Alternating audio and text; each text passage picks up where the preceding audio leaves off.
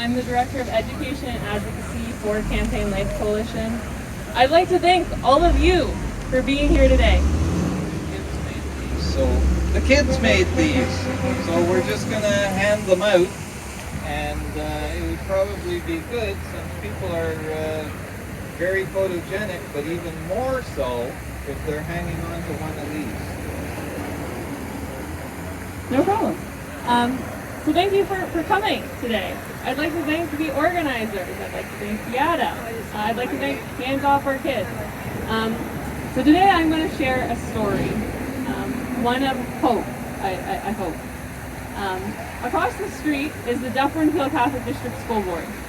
The pride flag did not fly outside the Dufferin Catholic District School Board this June. Woo! That's amazing! And it's even more amazing because it did fly outside the Dufferin Catholic District School Board a year ago.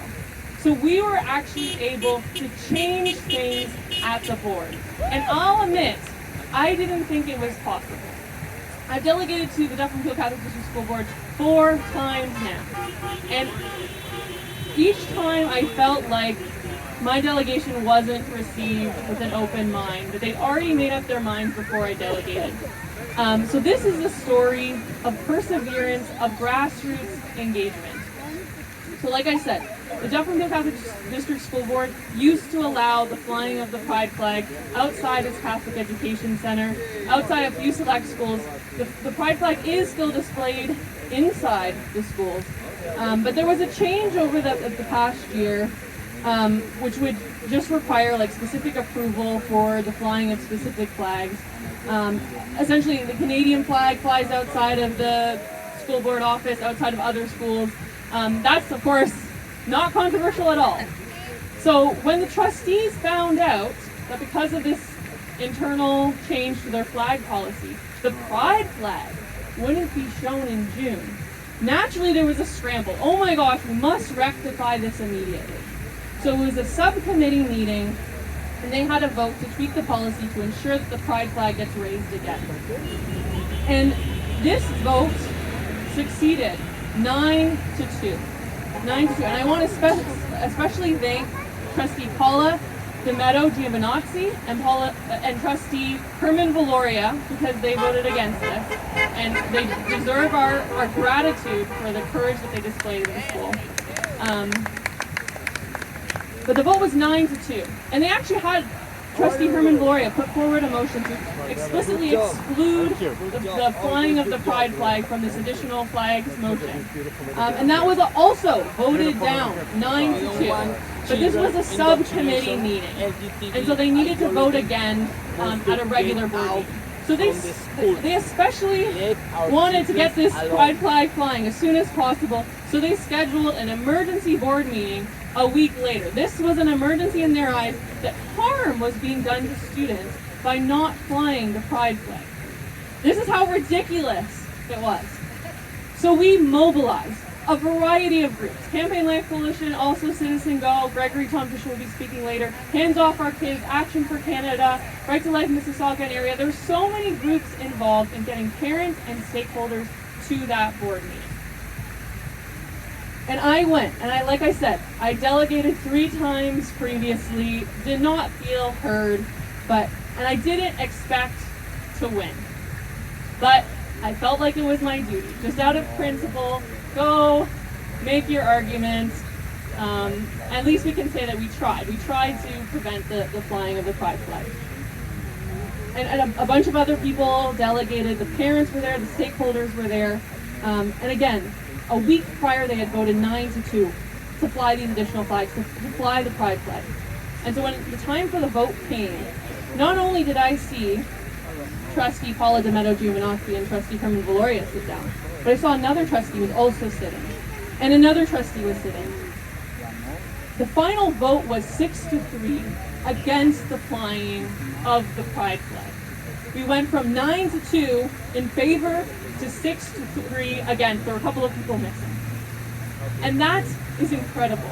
And it's not my story, it's your story. It's the story of everyone who showed up, everyone who emailed their trustee. Because as you can see, we're getting a lot of honks today. a lot of people support this cause. I really believe that we're in the majority on this. Of course, everyone wants to protect the children. Of course, everyone believes in parental rights. But how many people are engaged? How many people are emailing their trustees? How many people are showing up to rallies like this? The reason why the pride flag did not fly in June, and we hope will not fly in the future, is because of perseverance. Because of parents who didn't give up. Because the trustees were scared. Because they want to be reelected. And so they saw that the parents and stakeholders cared about this issue. They saw that they were going to be held accountable for the way that they voted. And so that's why we saw change. Now there is still a lot more to do. Like I said, the Dufferin Catholic District School Board still allows the flying of pride flags within the school, inside it, the display of those flags. And then of course, the Peel District School Board still allows the flying of the pride flag. This is just one school board that made one change, but it was very much a symbolic victory.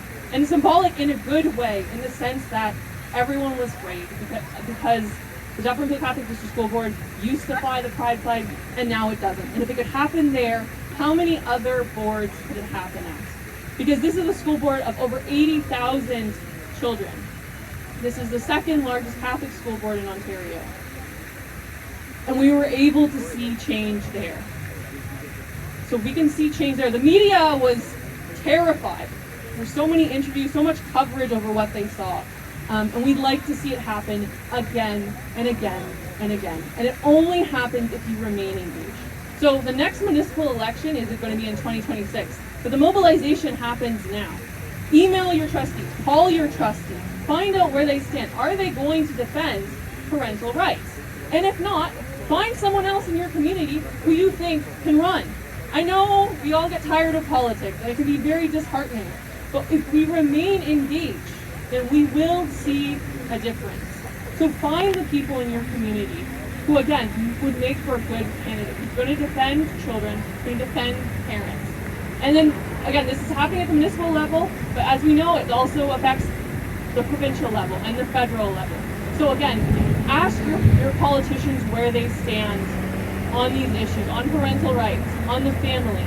And if they're not going to listen, then find someone to replace them. If we persevere, then we can win. If we do not give up, because the other side will give up before us, because we have something bigger at stake. We have the well-being of children. We have the upbringing of children at stake. And so we cannot give up, and we must persevere. And again, I'd like to end by thanking you all for being here, thanking you for standing with the children. So Beata, is there Gregory? Beata? Yep, go ahead. Beata Malek, everyone.